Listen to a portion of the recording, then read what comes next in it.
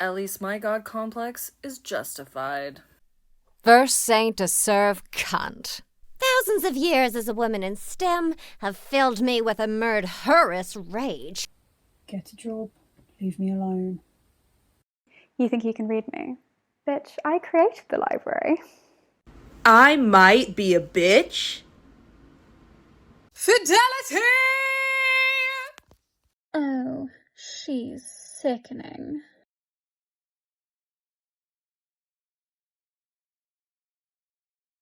You could say that it's a bit of a social experiment.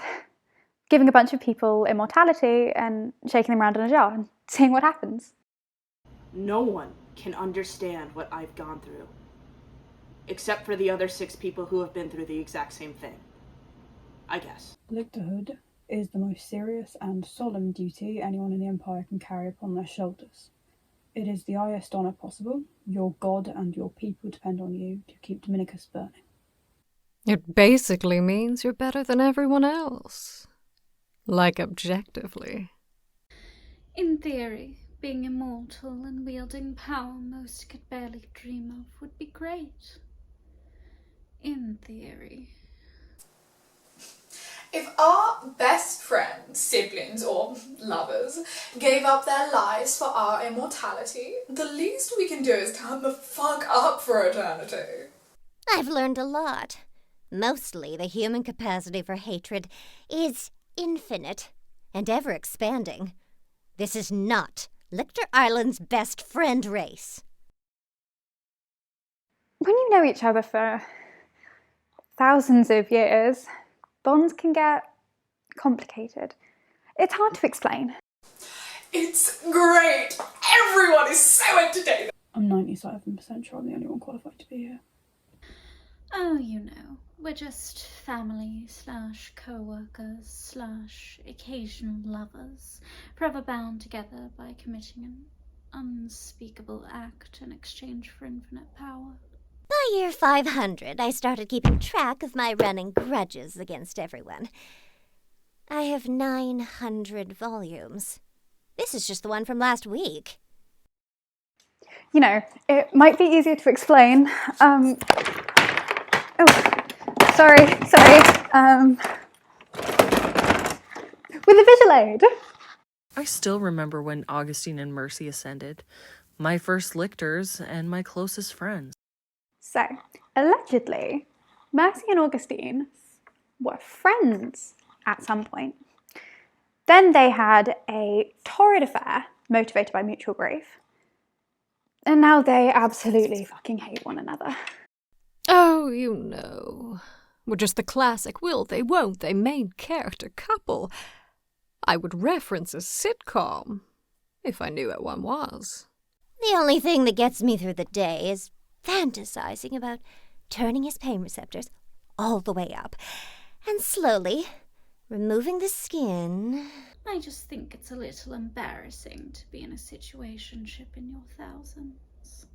At this point, the body would try to go into shock, but I could stop that. Then I'd rip out his teeth. Barehanded, no pliers. He doesn't deserve the effort. I'm in charge of the monthly party, so I always set them together. Then I would feed him his own liver, which would be agonizing on account of his no teeth. One time, I saw her leaving Augustine's room and I was all like, ew. And then I lost my kidneys for a week.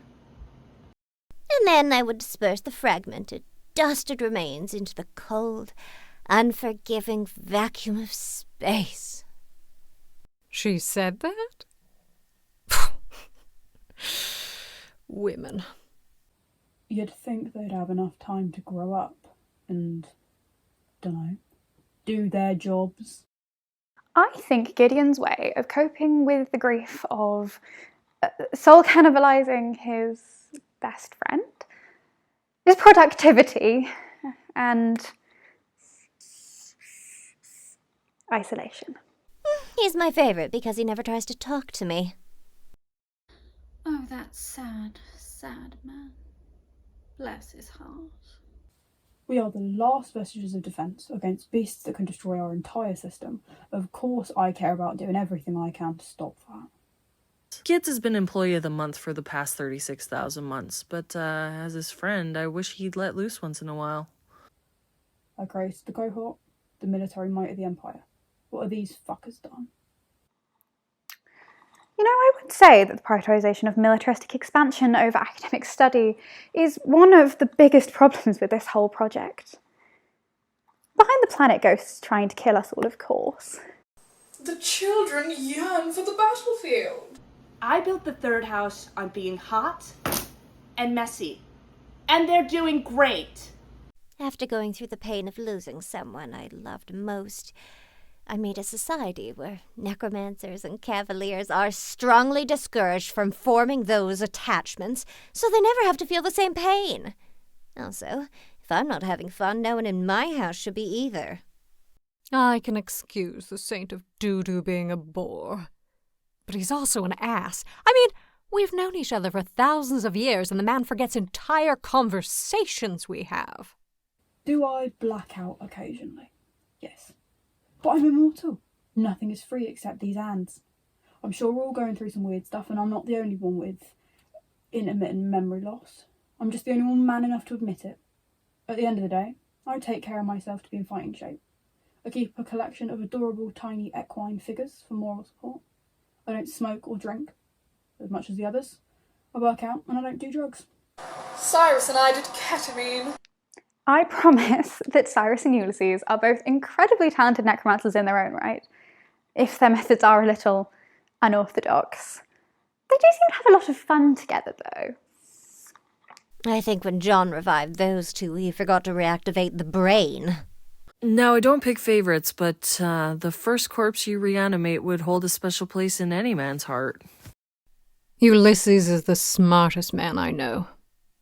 He's the only one who gets that the best solution to any problem is cocaine.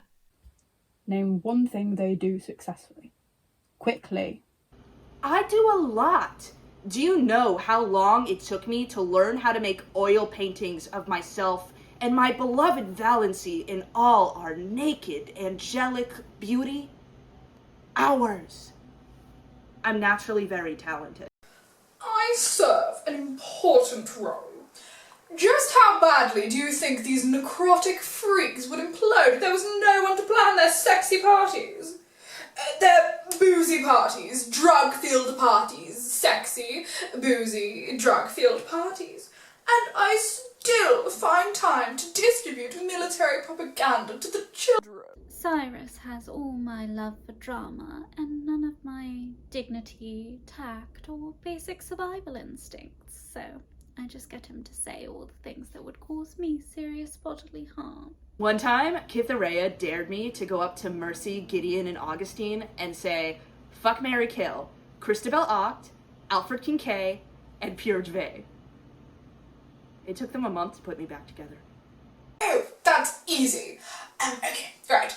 Marry Pyrrha, fuck Alfred, and kill Christabel. He said what? Cytherea is lovely. She basically gets along with everyone, except Mercy. No, Mercy, please don't. No, I didn't mean it. Mercy, stop. Think about what you're doing, please. Put that down. No, absolutely not. Run! For the time being, but I think they can work past it. Oh, she knows what she did. Because I remind her of it. Every day. For the past 100 years. Well, Mercy was being Mercy.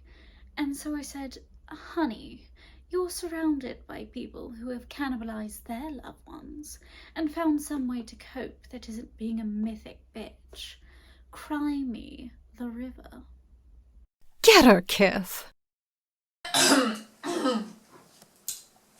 I think what Cytherea said was wrong. Almost as wrong as me saying that I would kill venerated cavalier and most beautiful woman in the world to exist, Christabel Oct, which I am very sorry for.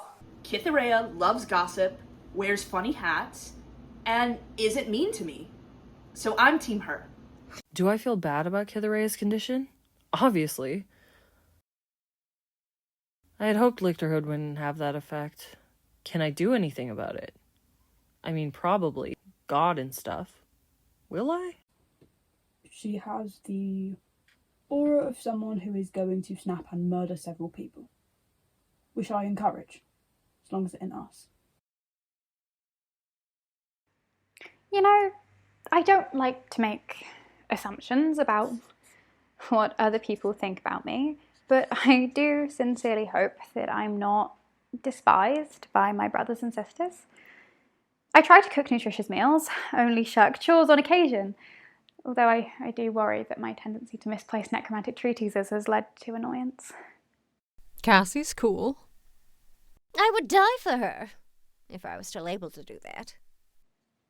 Now, due to our unique circumstances and perhaps a lack of an appropriate dating pool, our relationships have at times turned a little more physically intimate than most workplaces.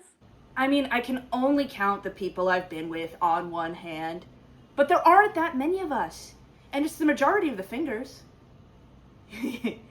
Fingers. Now you can't expect a lady like me to kiss and tell. This one time, Ulysses, Cyrus and I...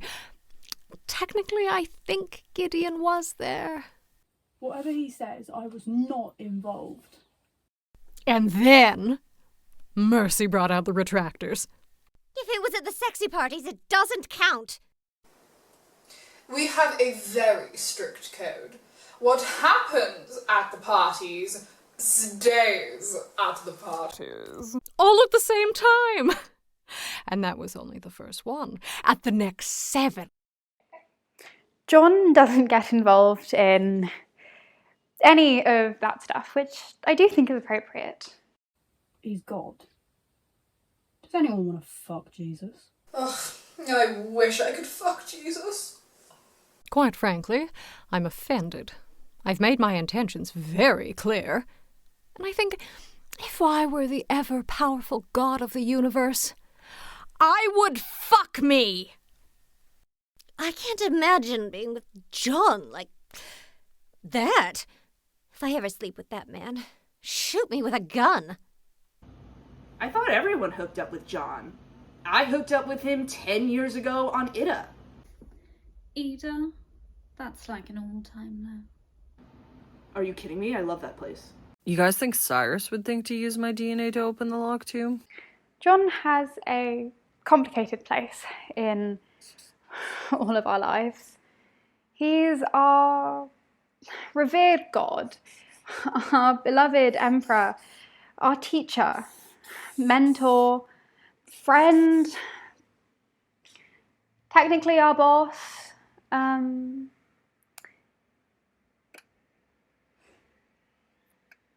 At times you can still glimpse the man that he must have been before he became God. We're the only ones who know how vulnerable he truly is, how much he struggles in this position. You know, thousands of years ago, the owners of Capital used to say, "We're not a workplace, we're a family." That was a lie, and all those people are dead now. But when I think of my hands, I don't see them as my subordinates, or even as my friends. While we're all working towards a common goal, that's not what ties us together. It's love. We all fight like family, but at the end of the day, we love each other. And that love can never be escaped. They can never really leave me. Which makes it a bit awkward that half of us are trying to kill him. My lover gave her life to save me and sentenced me to thousands of years of pure agony. How do you think I feel about the man responsible? 3,000 years is a lot of time to learn who a person truly is, and the shine of worship and godlyhood can only disguise that for so long. I love John. I really do, but I'm Not sure I vibe with the whole millennia-long campaign of brutal revenge. One of the top things I love about John. Probably the millennia-long campaign of brutal revenge. Has immortality ever been artistically portrayed as a good thing? Who are you? Don't matter. The answer is no. Immortality is a curse and a scam always accompanied by a price that's too high. These sad old assholes gave away the person they loved most for eternal life. And while that person is gone, the love is still there. They tried to fill that hole with worship or work or sexy parties, but they can't escape the biggest lesson from this whole experiment. It was all a big mistake.